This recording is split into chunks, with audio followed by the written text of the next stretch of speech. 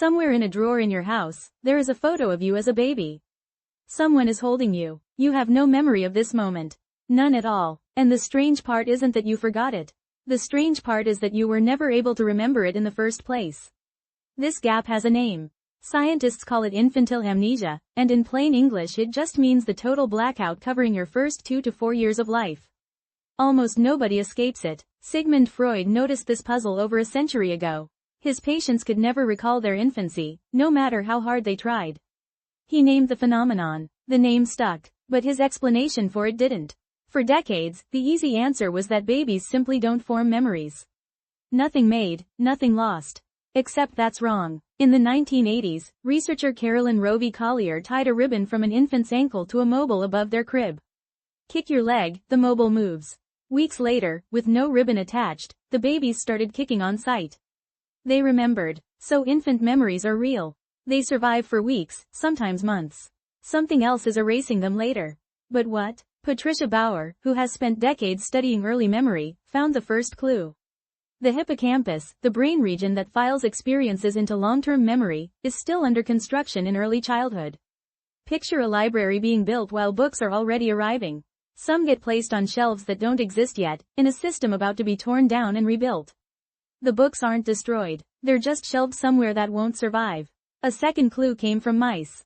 In 2014, neuroscientists Paul Frankland and Sheena Jocelyn found that early life triggers an explosive rate of new neuron growth. That growth doesn't just add to memory circuits. It overwrites them, scrambling the very connections holding earlier memories in place. Slow that neuron growth down artificially, and the memories survive. Translate that into human years, and a picture forms. Your early brain isn't malfunctioning. It's mid-renovation. And construction wins. There's a third piece, too. Adult memory comes wrapped in story. A beginning, a sequence, a continuous, you, moving through time. That structure depends on language, and on a sense of self that doesn't fully switch on until around age 3 or 4. Carol Peterson's research shows that's exactly where most adult memories begin. Before that age, a toddler can remember an event. They just can't file it in a format built to last.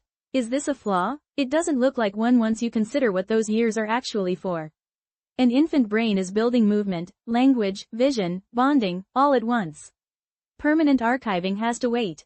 Build the house first. Worry about the photo albums later. And here's the twist. The forgetting doesn't mean nothing was learned.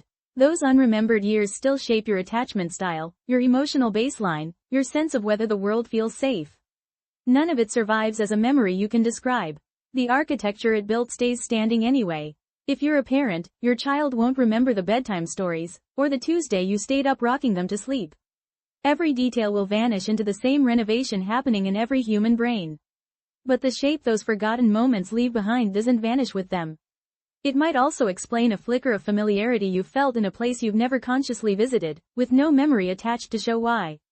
So the next time you look at that baby photo in the drawer, the real question was never why you can't remember it. There is a photo of you as a baby in a drawer somewhere. You will never remember the moment it was taken.